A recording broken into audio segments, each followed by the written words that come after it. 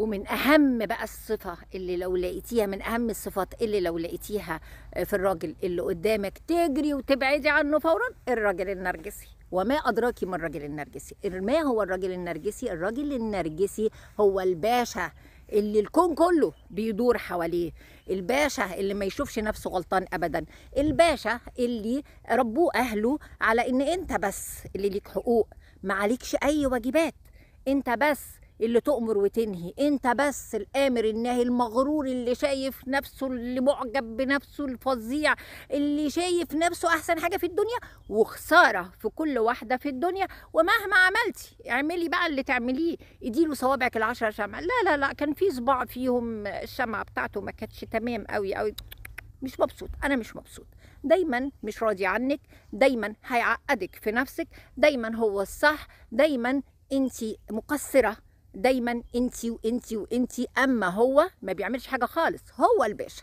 الباشا اللي اهله واخواته ومامته علموه ان انت الباشا، انت بس حقوقك بس. الراجل النرجسي جوازته فاشلة وهباب ونيلة، ابعدي عنه.